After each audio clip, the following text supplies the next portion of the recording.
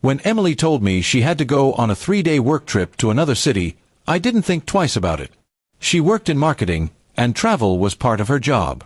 I even helped her pack, kissed her goodbye at the airport, and told her to text me when she arrived. For the first day, everything seemed normal. She sent pictures of her hotel room, meals, and a quick selfie at what she said was a client's office. I had no reason to doubt her, at least not yet. The first sign that something was wrong came on the second night. I called her after work, but she didn't answer. Hours passed, and my texts were left on read.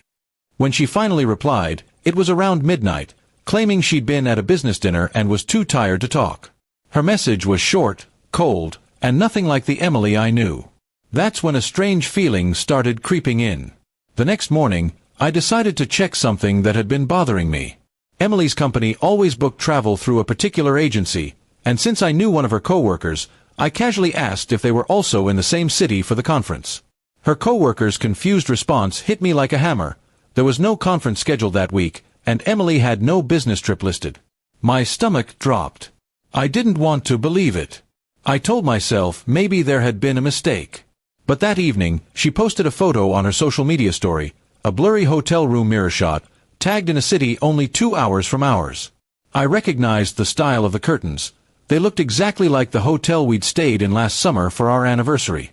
The timing, the lies, everything started connecting. I couldn't sit still.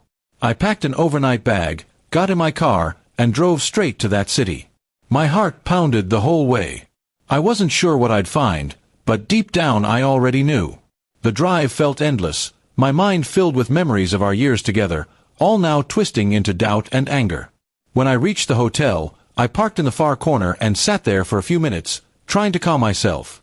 I walked into the lobby and asked the receptionist if someone named Emily Parker had checked in. She nodded politely and said she was staying in room 308.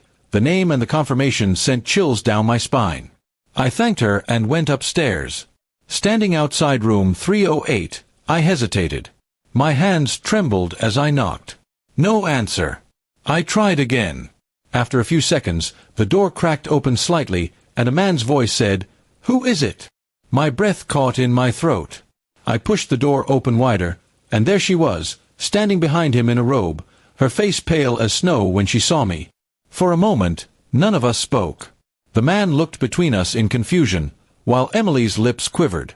I finally managed to say, "So this is your work trip?" My voice was steady, though my heart felt like it was breaking apart. She couldn't meet my eyes. She whispered my name, reaching out, but I stepped back before she could touch me. The man, realizing the situation, grabbed his jacket and hurried out. Emily broke down, begging me to let her explain. She said things had been complicated, that she was confused, and that it just happened. Those words meant nothing to me. All I could see was the betrayal, the lies she had woven so easily. I told her I wasn't there for explanations. I only wanted the truth, and I had seen it with my own eyes. I left her standing there in tears as I walked out of the hotel. My chest ached, but I felt strangely calm. The drive back home was silent except for the sound of rain on the windshield, each drop echoing my disappointment. When I reached home, I packed her belongings into boxes and left them by the door. The next day, I sent her a message, "Don't come back. We're done." She replied with paragraph after paragraph of apologies, excuses, and promises that it meant nothing. I didn't answer. I couldn't. Over the next few weeks, I focused on rebuilding myself. It wasn't easy. Nights were long, and my thoughts always drifted back to what happened. But slowly, I realized that I wasn't losing love, I was losing a lie. The woman I thought I knew never existed the way I believed. Months later, she sent one last message, saying she regretted everything and hoped I'd forgive her one day. I read it once and deleted it.